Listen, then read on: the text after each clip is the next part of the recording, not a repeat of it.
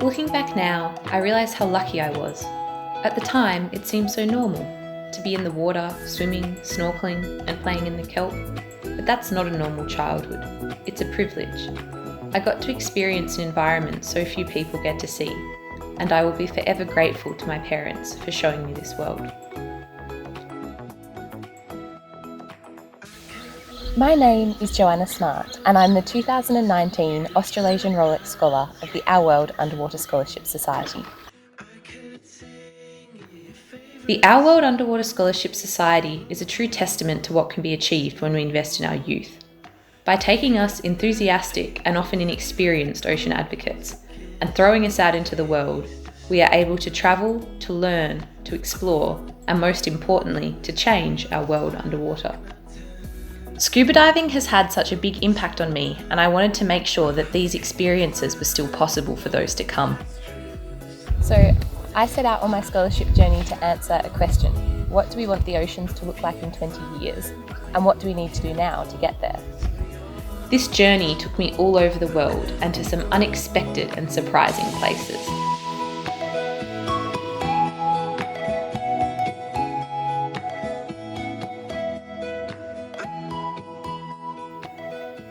Expanding my skills underwater was one of the most valuable parts of the scholarship. Scuba diving is my obsession, and I will happily dive in any temperature and any visibility whenever I can. I received the full range of conditions throughout my scholarship year, from crystal clear waters in Papua New Guinea to dark brown and ominous Scottish lochs. Completing my PADI Advanced Rebreather on an AP Buddy inspiration with Pete Mesley of Lust for Us Diving was an amazing experience. Rebreathers were an amazing tool for exploration, but also for getting up close and personal with marine life. I really enjoyed having the poor nights in Tutukaka, New Zealand as a playground to learn this new type of diving.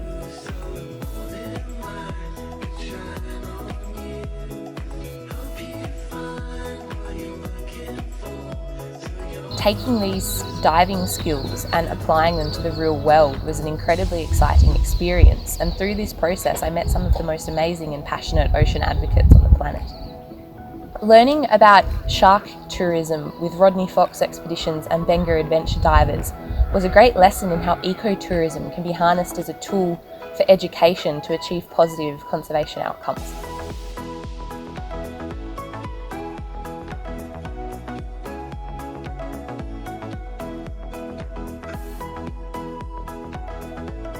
I continued my underwater research experience with the University of Western Australia and their studies on the Great Southern Reef.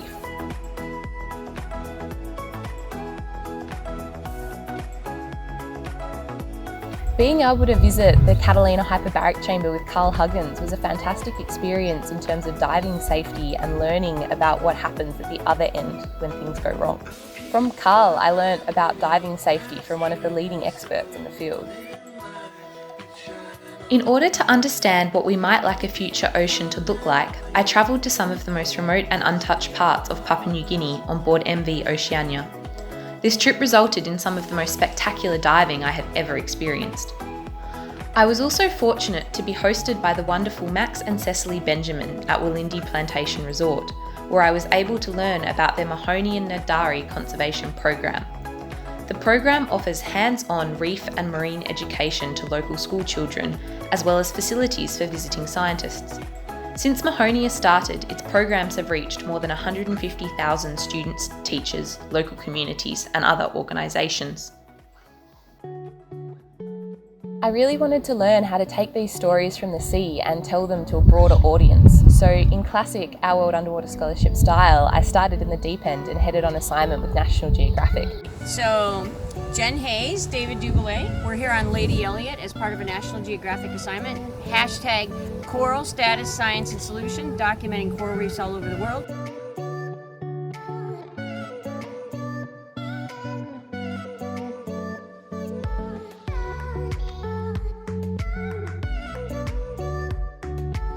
Lady Elliot Island is the southernmost of all the Great Barrier Reef islands and coral reefs.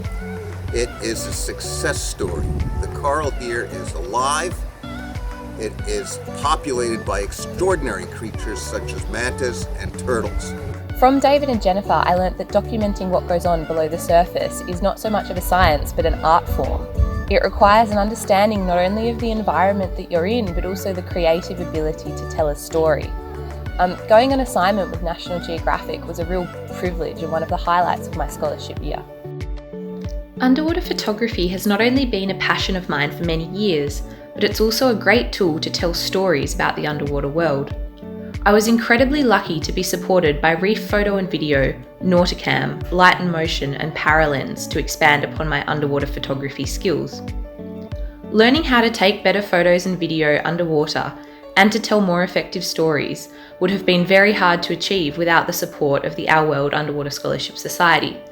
I look forward to taking these skills with me into the future.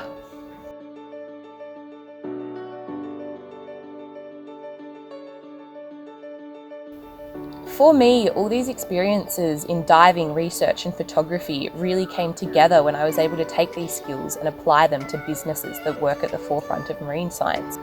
One of the most creative of these projects can be found on the seafloor of Italy. Nemo's garden started with an idea. Would it be possible to grow terrestrial plants underwater? Since then, the project has evolved to include 6 underwater biospheres. These are home to a variety of terrestrial plants. The biospheres produce their own fresh water through condensation, are powered by wind and solar energy, and can successfully grow everything from basil to strawberries. Continuing the theme of underwater farming, I travelled to the remote and rugged Faroe Islands for a taste of seaweed farming.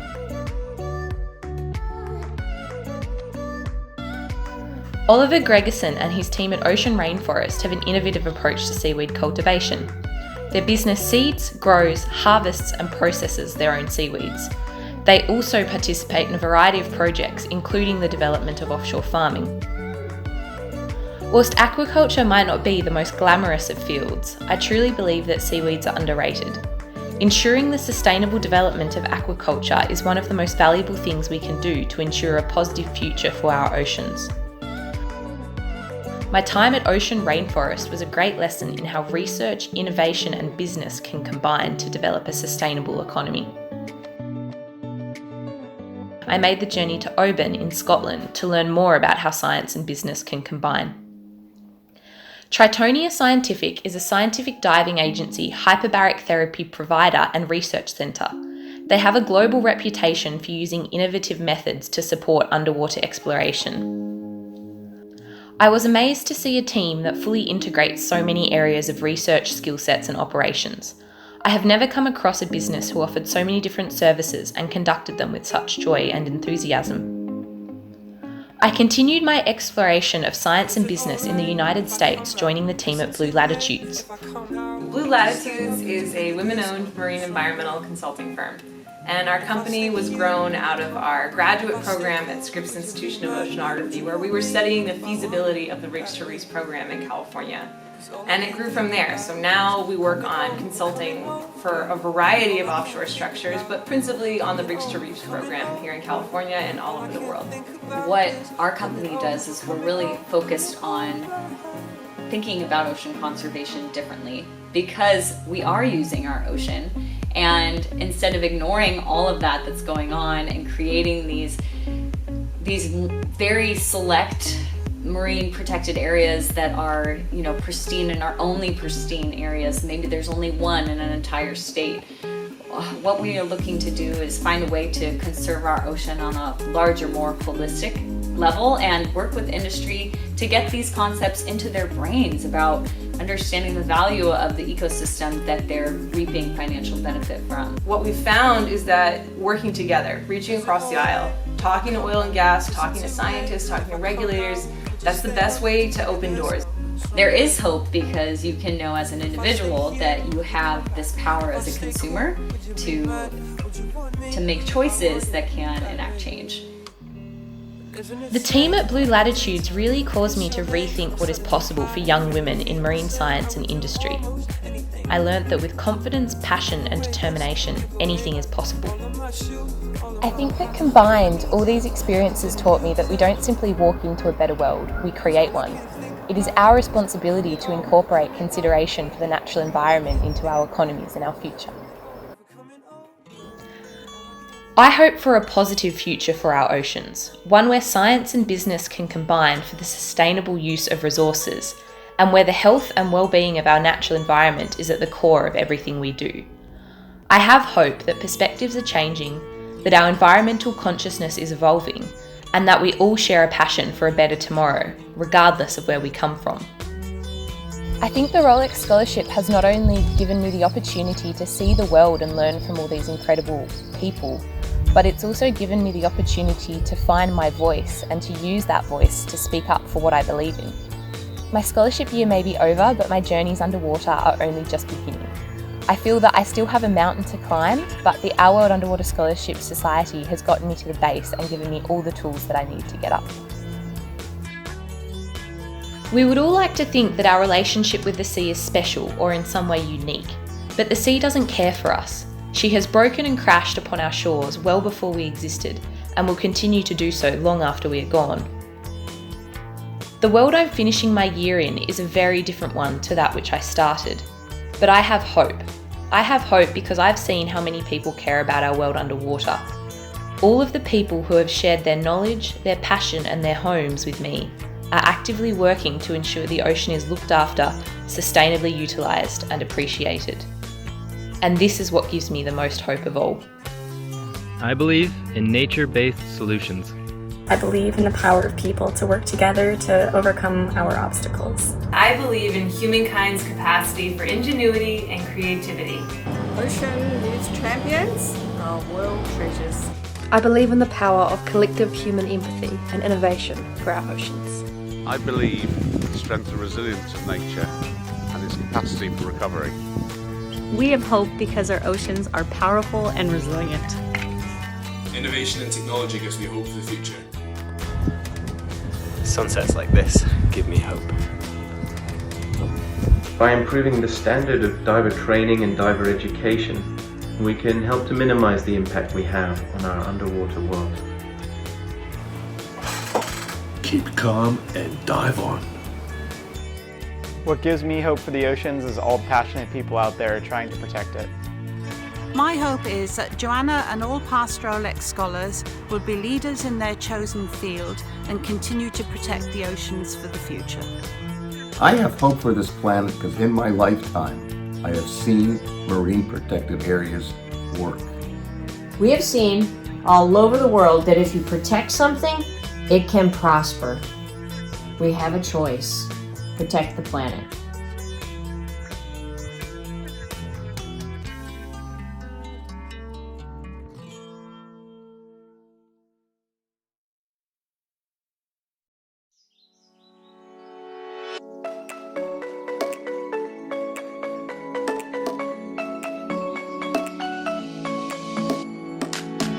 Monday morning saw my darling out the window when leaves were falling. Went outside and started talking till the evening, the sun was falling. I pulled her towards me in that moment, and we don't care if the record player's broken. So groove, groove in the moonlight, just me and you tonight. Now move your body with mine, and we gon' dance until the sunrise, until the sunrise.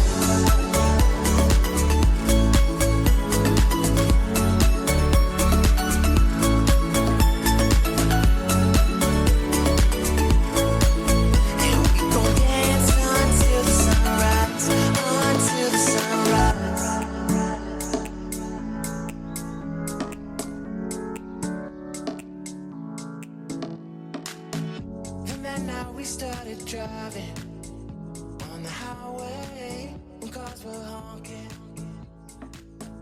We pulled over, started walking, people dancing and traffic stopping.